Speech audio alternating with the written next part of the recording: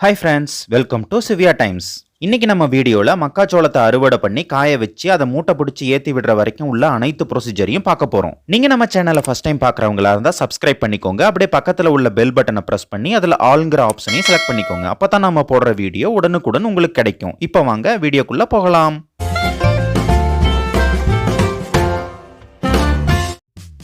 மக்காச்சோளம் நல்லபடியா விளைஞ்சு அறுவடைக்கு தயாரா இருக்குதுங்க.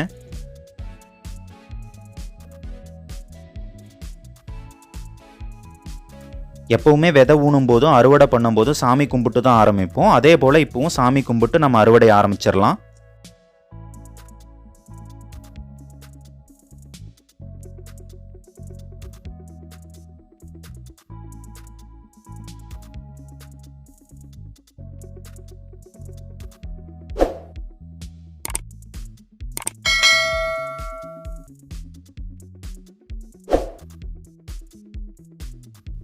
அறுவடை ஆரம்பிக்கும் போதும் விதை ஊனும் போதும் எப்பவுமே நம்ம காட்டோட சனி மூலையில இருந்து தான் ஆரம்பிக்கணும்.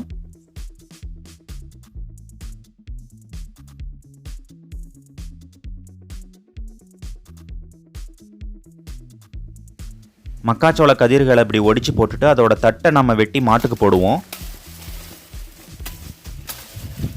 வாழைமரம் போலவே மக்காச்சோள பயிரும் அதோடைய எல்லா பகுதிகளும் உபயோகப்படும். மக்காச்சோள தட்டு பச்சையாக இருக்கும் போதும் காஞ்சாலும் சரி வெட்டி போட்டால் மாடு நல்லா சாப்பிடும்.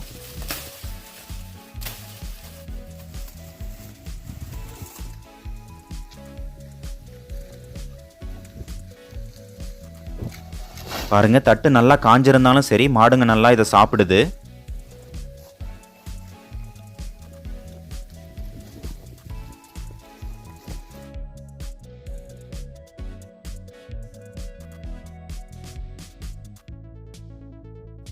மக்காச்சோளம் விதை ஊன்னதுலேருந்து நம்ம அறுவடை பண்ணுற வரைக்கும் ஒவ்வொரு முக்கியமான ஸ்டெப்ஸையும் நம்ம வீடியோவாக எடுத்து நம்ம சேனலில் போட்டிருக்கோம். அந்த வீடியோவோட லிங்க்லாம் நம்ம டிஸ்கிரிப்ஷனில் கொடுக்குறேன், நீங்கள் செக் பண்ணி பாருங்கள்.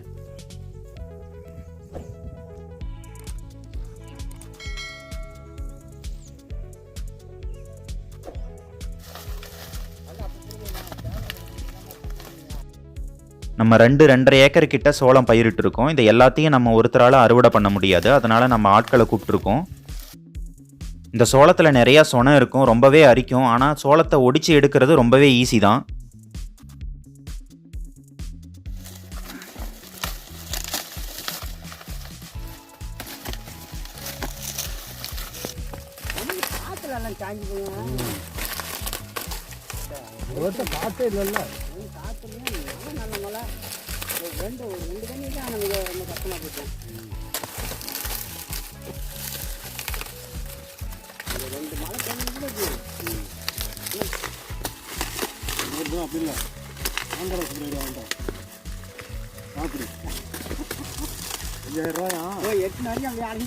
அப்படியே இப்படின்னா அது பார்க்கல ஒரு 3-4 காரி.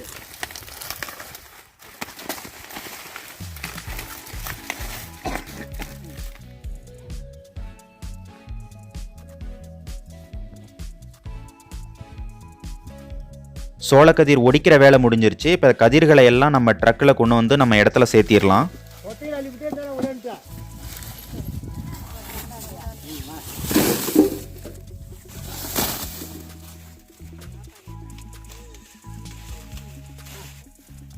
மாட்டுக்கு தீனி வேணுங்கிறதுனால நம்ம ஆட்களை விட்டு கதிர்களை ஒடிச்சு நம்ம கதிரை வீட்டுக்கு எடுத்துகிட்டு அப்புறமா மிஷினை விட்டு நம்ம சோளத்தை அடிக்க போகிறோம். இப்படி பண்ணாமல் டைரெக்டாக நம்ம மிஷினை விட்டே நம்ம அடிக்கலாம். நெல் இருக்கிற மிஷின் மாதிரி இருக்கும். அப்படியே வயலுக்குள்ளே விட்டு இந்த சோளத்தை அப்படியே காட்டுக்குள்ளே இருந்தே நம்ம அடித்து எடுத்துக்கிட்டு வந்துடலாம்.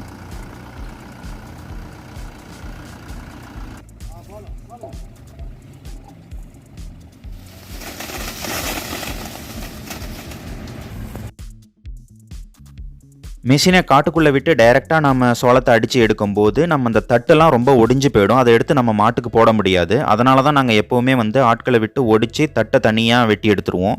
அப்படி பண்ணும்போது மாட்டுக்கு தீனியாகவும் சேரும்.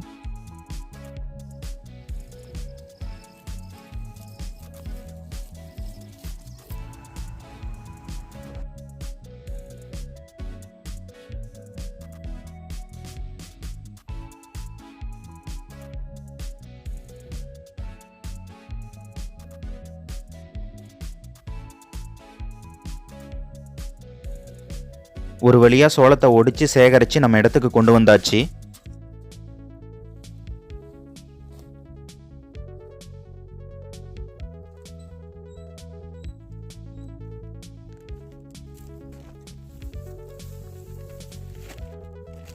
இந்த வருஷம் ஒரு வயலில் மட்டும் சோளத்தோட விளைச்சல் ரொம்பவே மோசமாக இருந்தது. இப்போ நீங்கள் கதிரை பார்த்தாலே தெரியும் இதுக்கும் உள்ள வித்தியாசங்கள்.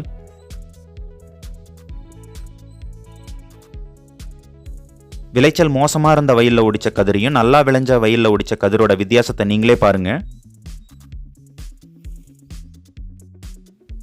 கதிருக்கு மேலே உள்ள சோவையை உரிச்சதுக்கு அப்புறம் பாருங்க எவ்வளோ பெரிய டிஃப்ரென்ஸ் இருக்குதுன்னு. நல்லபடியாக விளைஞ்ச வயலுடைய கருது பாருங்க, பார்க்கறதுக்கே எவ்வளோ அழகா இருக்குன்ட்டு. கதிர் நல்லா பெருசாக இருக்கு, முத்துக்களும் நல்லா பெருசாகவே இருக்கு.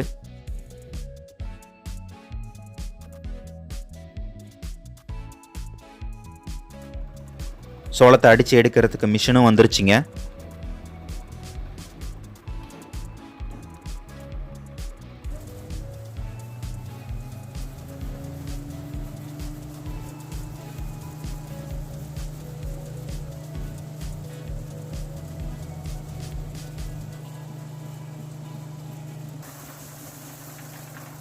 இந்த சோளம் அடிக்கிற மிஷின் சோளத்தையும் சக்கையும் தனியாக பிரித்து கொடுத்துரும் நமக்கு.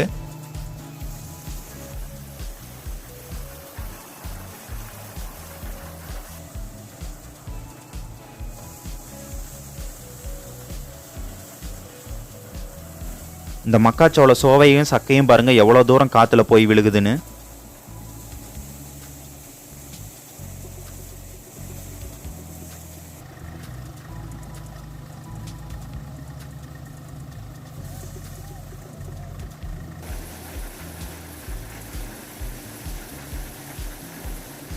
பாருங்கள் இந்த மிஷின் எவ்வளோ அருமையாக மக்காச்சோள சோவையும் சக்கையும் தனியாக பிரித்து கொடுத்துருது. இந்த பைப் வழியாக மக்காச்சோள முத்துக்கள் மட்டும் தனியாக நமக்கு சேகரிச்சிரும்.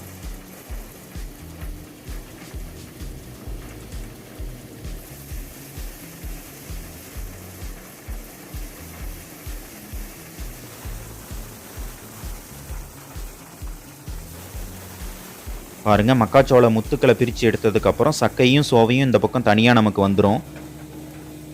இந்த மக்காச்சோளத்தோட சோவையும் வேஸ்ட்டாக போகாதுங்க. இதை நாம் எடுத்து மாட்டுக்கு போடலாம், மாடும் நல்லாவே சாப்பிடும் இதை.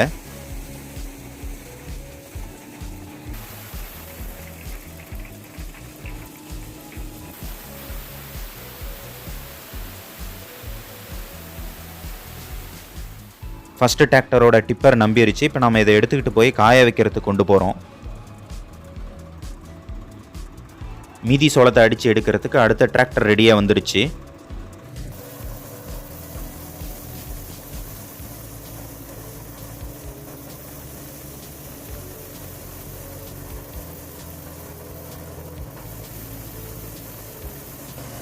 சோளம் கீழே செதறாமல் இருக்கிறதுக்காக அடியில் படுதா விரிச்சிருக்காங்க. ஒரு வழியாக மக்கா சோளத்தை அடித்து எடுத்துகிட்டு நம்ம களத்தில் காய வச்சுக்கிட்டு இருக்கோம். சோளம் நல்லா காஞ்சாதான் மூட்டை பிடிப்பாங்க, அதில் கொஞ்சம் கூட ஈரப்பதம் இருக்கக்கூடாது. இன்றைக்கி நல்லா வெயில் அடிக்குது, இன்றைக்கே நல்லா காய வச்சு இன்றைக்கி ஈவினிங்கே மூட்டை பிடிச்சிடணும்.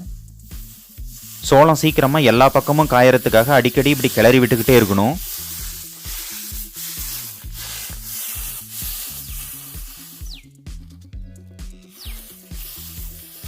சோளம் நல்லா காஞ்சிருச்சா இல்லையான்னு செக் பண்ணுறதுக்கு அவங்க ஒரு மாய்ச்சர் டிடெக்டர் வச்சுருக்காங்க. அதில் 14 பாயிண்ட்டுக்கு கீழே இருக்கணும், அப்போ தான் மூட்டை பிடிக்க ஆரம்பிப்பாங்க.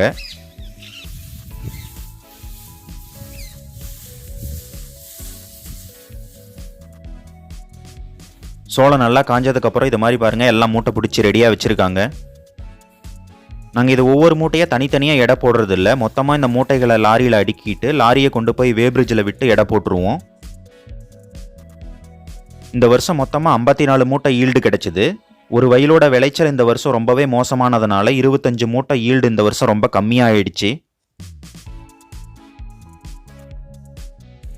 அவ்வளோதான் ஃப்ரெண்ட்ஸ் இன்னைக்கு வீடியோ. இந்த வீடியோ பிடிச்சிருந்ததுன்னா லைக் பண்ணுங்கள், ஷேர் பண்ணுங்கள், மறக்காமல் நம்ம சிவ்யா டைம்ஸ் சேனலுக்கு சப்ஸ்கிரைப் பண்ணுங்கள். தேங்க்யூ.